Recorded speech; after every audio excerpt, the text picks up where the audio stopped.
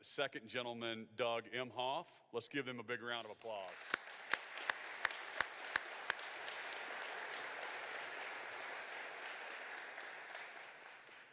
And we've been working on some diplomacy. We're all big football fans, and I just found out second gentleman Emhoff is a huge college football fan. So we called Coach Gundy. He left practice to bring him a football. So,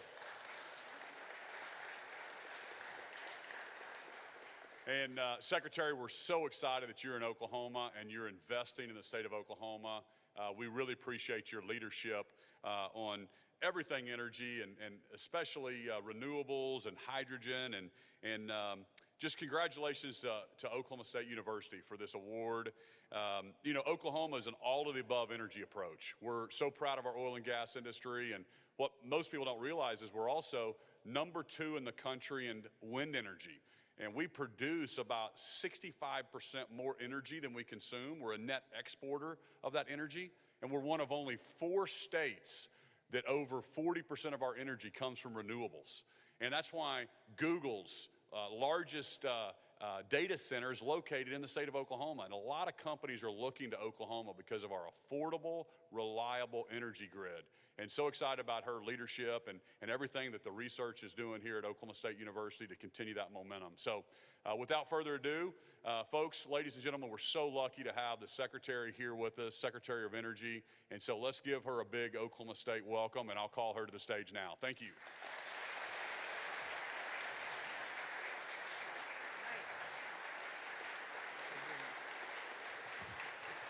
Oh my goodness, you guys are so nice. Thank you so much, Gov. Really appreciate it. As a former Gov myself, I know how great it is to be proud of one's school. I'm from Michigan, so go blue. But anyway, so glad to be here, and I really am excited to be with second gentleman Doug Emhoff as well, who you know, I know feels like the receipt of the football made the whole trip worthwhile. So great. And President Schrum, thank you so much for welcoming us. And Tion, where are you, Tion? Who we're going to hear right next to her, we're going to hear from in a minute. So excited that you're representing the future workforce of what we are talking about here today.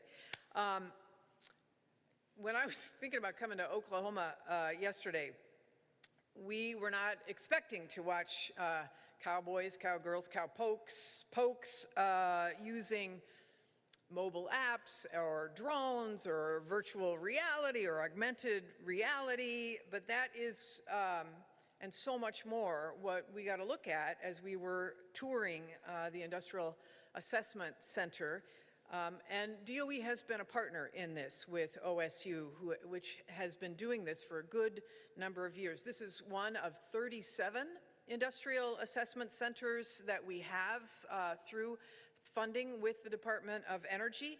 And the thing that is so important is that it does give students this hands-on ability to see technology in action, to see how to reduce carbon emissions, price of energy, reduce energy use on site. And that is so critical for what we want to do in both attracting and retaining engineering students, making sure that those students see in themselves a future in reducing CO2 emissions and in reducing energy use and in generating clean energy into the future. And not only that, but the average savings that a small or medium manufacturer receives is about $130,000 a year.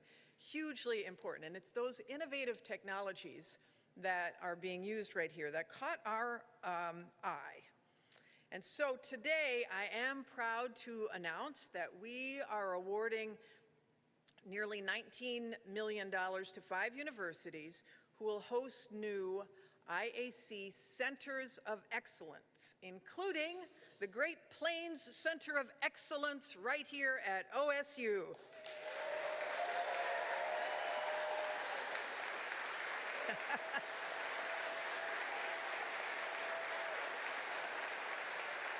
So great. All right.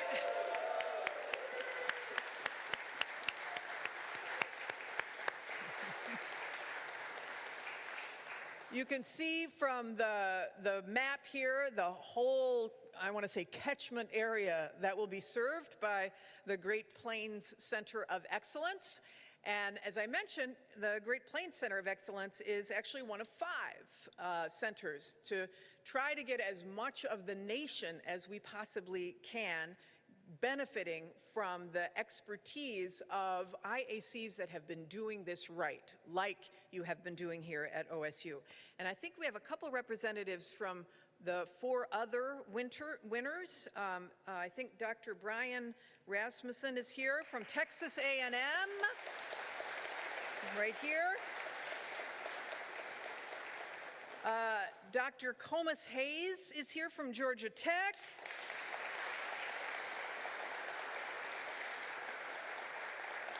And partnering with Georgia Tech is Kennesaw State University. So Amin Esmaili is here, and Dr. Olu Cow. CAU, all right. Excellent, excellent. So in addition to these, winners also included on the western part of the nation, San Francisco State University, creating a Western Center of Excellence, and then Mid-Atlantic, Lehigh University, partnering with West Virginia University, is also a Center of Excellence. So in addition to that, in addition to these 5 centers of excellence, to be able to get students to assess these medium and small manufacturers to reduce energy, we're also rolling out a $54 million funding opportunity. So this we want people to compete for, to stand up new IACs at community colleges and technical schools and within union training programs, and to create building training and assessment centers. So not just for manufacturing, but for industrial and commercial buildings as well.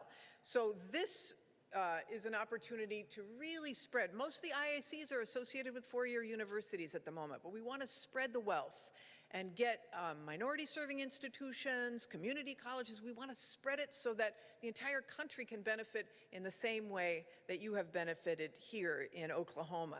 And so that's an exciting opportunity, and we will make announcements once those competitions have concluded. Let me just say, though, put this into perspective. So the funding for this comes from some of the legislation that was passed in a bipartisan manner from Congress over the past year and a half. This initiative, which is all about investing in America, is one piece of a grand strategy for us as a country to be able to get back the manufacturing jobs that we have lost over the past couple of decades. And this is something that I know Democrats and Republicans can agree on, is the importance of bringing back manufacturing in this country. So you have seen, as a result of the incentives that have been passed, some amazing announcements across the nation. For example, yesterday, the Vice President was in Dalton, Georgia, announcing a huge expansion of a solar panel factory, to build the largest solar panel factory in the United States, in Georgia. Not just in the United States, in the Western Hemisphere. You also heard her talk about the largest community solar investment. That was in Dalton, Georgia. In fact, you have seen the benefit of, Oklahoma has seen the benefit of some of these investments. You've got Canoe, an electric vehicle company manufacturer, coming to manufacture here. You've got One Rare Earths, or Rare Earths USA, coming to manufacture. Because in the past, so much of the processing of the critical minerals for batteries, for the electric vehicles, was done in Asia, largely in China. And we sat by and we allowed that to happen. No more. We are incentivizing bringing that back.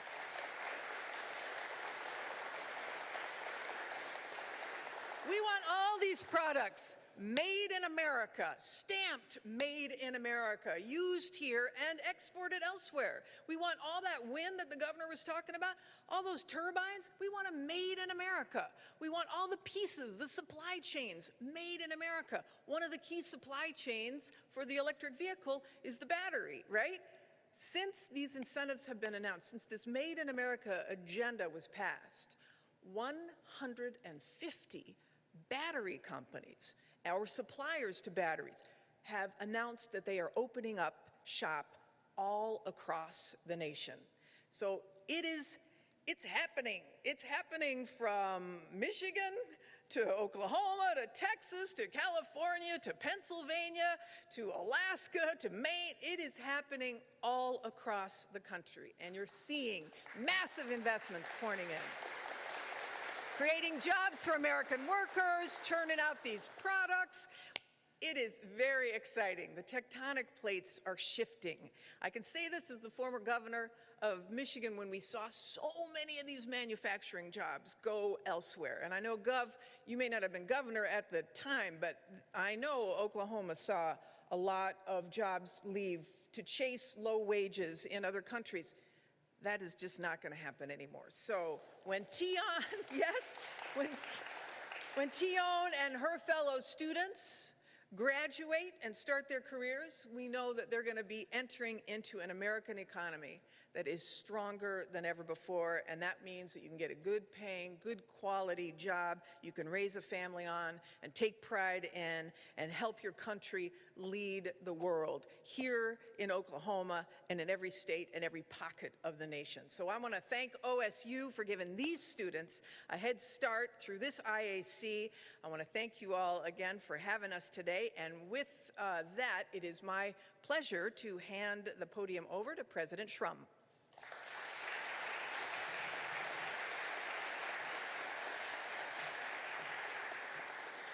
Well, good morning. Thank you all for joining us, and thank you, Secretary Granholm. We're honored to have you and the second gentleman, and of course, our Governor, Kevin Stitt, also an OSU alumni. Go Pokes. I have to do that at least once when I'm at the podium.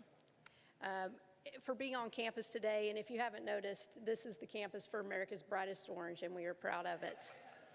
I'd also like to recognize our local legislators, Senator Duggar and Representative Ranson, for being here today. And on behalf of OSU and our regional university partners, I want to thank the Secretary for the great news she shared with us today.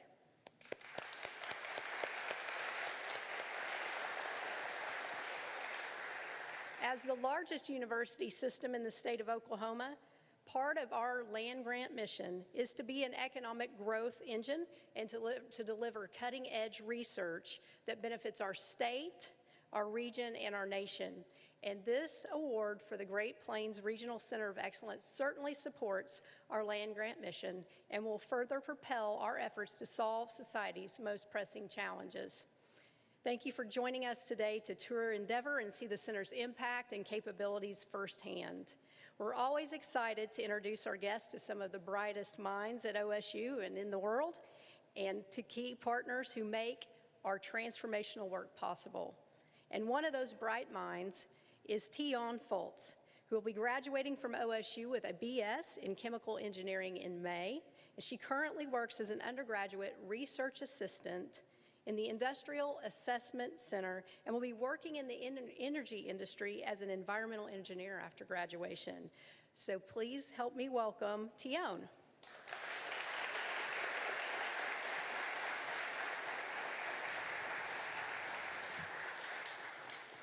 Thank you, President Schrum. My name is Tion Foltz, and I am a senior chemical engineering student here at Oklahoma State University. I've been a student worker at the Industrial Assessment Center for a little over 2 years now, and I've dreamed of being a chemical engineer since I was in the 7th grade. I'm lucky to say I've had numerous mentors that have helped me find my way to where I am now. As the middle child of 3 daughters of a single mother, I've seen firsthand that women have what it takes to achieve absolutely anything they put their minds to. But once I finally got here, I've realized just how difficult that can sometimes be. To me, one of the most impactful quotes was spoken by activist Marian Wright Edelman, and that is, "You can't be what you can't see." In an industry with so few people who look like me, it can sometimes be difficult to find confidence in myself and feel like I belong in this field. Fortunately, since the very first day I started at the IAC, Dr. Vora has always encouraged me to speak up in meetings and has consistently asked for my unique opinion on the way that the program is run. This program has given me invaluable experience in safety and manufacturing environments, professionalism, and client relationships. I've also been fortunate to be exposed to a wide variety of industries that have helped broaden my engineering knowledge. I visited plants that manufacture windshields for tractors and forklifts, heat exchangers, and even turbines the size of semi-trailers.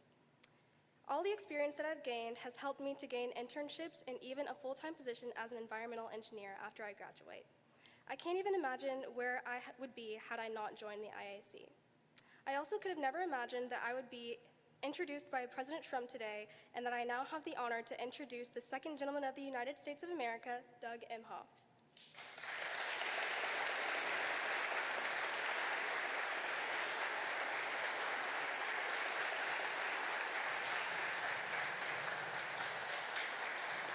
Thank you.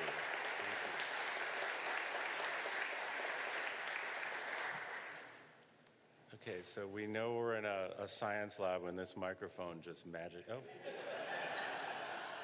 Okay, who's doing that? Tion, thank you so much. It was so great to meet you in the lab, to see some of the work that you're doing with your colleagues. And you are inspiring all of us. You're going to inspire your colleagues. You're going to inspire this next generation of environmental engineers that are going to help continue to change our world and change our lives. So I'm so glad you're here, and I'm so glad you got to introduce me. So thank you for that. Wow, what a tour. Doctor, thank you so much. Yes, I got the football from Coach Gundy, but that was a surprise. What was really not a surprise was to see the excellence here at Oklahoma State University, to see the passionate colleagues that you have, the students, the grad students, and just to see the work that's being done, and you can see it. That's what I loved so much about this tour. You can see everything. And you can understand it, and you can literally see the future in front of your eyes. And it's not just, it's the energy, it's the design of the homes that we got to see. It's the design of these small, lightweight wind turbines. We did get to see AI foosball, which was pretty cool. But you can really see it, and you can see the investments that are being made, and you're going to see the impact of those investments, not only here for the state of Oklahoma, but for our nation and also for the world. Because Vice President, I just got back from Africa, and you can see the future. You can see the need for energy throughout the world, throughout our nation. So it's such an honor to be here, and thank you so much for that wonderful tour and meeting your team. Good morning, everyone. I am the second gentleman of the United States, Douglas Emhoff, married to our Vice President, Kamala Harris. One of the greatest things I get to do is travel around the country as second gentleman, and this is my first visit to Oklahoma as second gentleman. And I get to do it on behalf of our President Joe Biden on the Investing in America tour. And you heard my good friend, Secretary Granholm, talk about it. It's an investment from our country into what's going to make our world and our country better. And it's such a great honor to be able to do this. Secretary Granholm, she's amazing. I've known her for a long time, even when I was just a newbie political spouse, just trying to figure out what to do. And she introduced me to her husband, say, here, just kind of follow him around a little bit. He'll give you some tips on how to be a political spouse married to a woman in power. And so we've stayed very good friends. She's such a humble, dedicated public servant. She's doing this for all of us, all Americans. She's doing it for our world. And I love doing events with her because I get to see the most amazing things when we're together. So thank you, Secretary. And President Trump, thank you so much for the passion and I can tell you're doing such an amazing job by looking around this great campus. I got to walk around a little bit. We were early. I went to the bookstore. I got to check it out. You're doing a great job. Governor, great to see you again. It was good to see you in D.C. Thanks for all the work that you're doing, and thanks for introducing me to the coach. I really appreciate that. This tour, this Investing in America tour, has been going on, and it's going to continue over the next week. And it's meant to spotlight how the Biden-Harris administration is growing our economy and creating many, many, many new high-paying jobs. And what have we been doing? Well, we're unleashing, as the Secretary said, a Made in America manufacturing and innovation boom. We're going to keep that manufacturing and those jobs right here in the United States.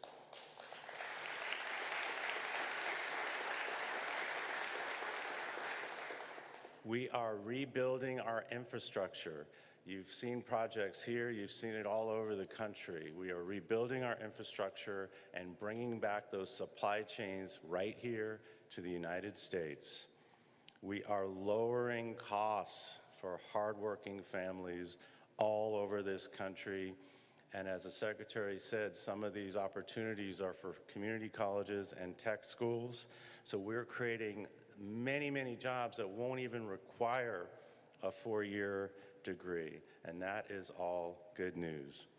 The Department of Energy's industrial assessment centers are training the next generation of energy-savvy, smart engineers who are going to help change the world.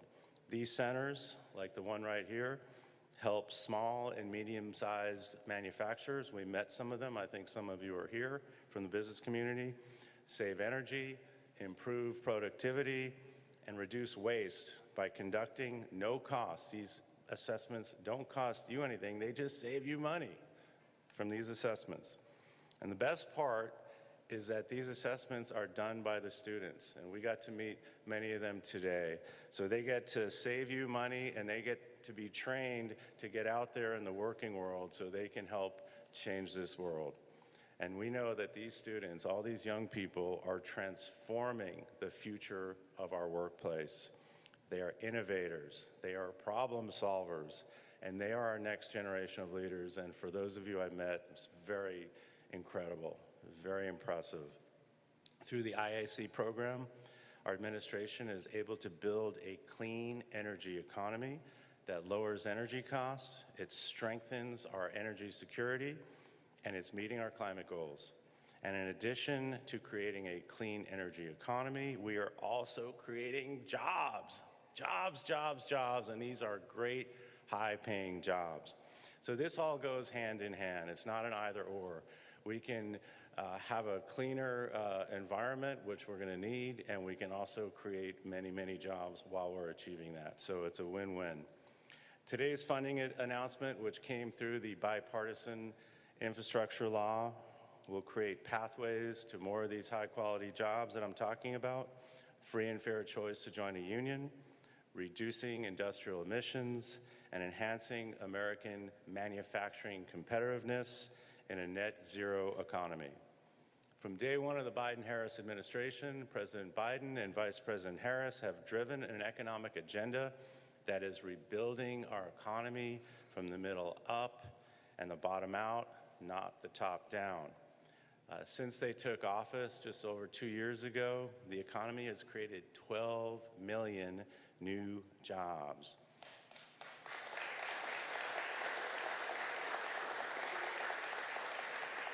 The Investing in America agenda is not only making our economy work for families, it's creating jobs, as I mentioned, that don't require a 4-year degree, encouraging private sector investment. We met some of you here today doing just that, and strengthening our communities that for far too long have been left out or left behind. Everyone needs to participate. And over the course of the next few weeks, our administration will continue to hit the road, traveling across the entire great nation of ours and just meeting with folks and listening. We want to hear directly from Americans about the impacts that our administration is having on their communities. from investments in manufacturing and clean energy to awarded funding for over 23,000 new infrastructure projects. Can you believe that? 23,000 new infrastructure projects right now due to the bipartisan infrastructure law. Bringing affordable, high-speed internet to over 17 million households. And our administration will continue to expand economic opportunity in every state across our great country and lowering costs for all Americans. The Biden-Harris administration is investing in America. We are investing in families, we are investing in communities, and we have your back. So thank you so much, Oklahoma State University. Thank you to all the great scholars and professors and scientists and community leaders and business leaders that are here today, other students. It's a real honor to be here in Oklahoma as second gentleman for the first time. What a great way to do it. Thank you so much.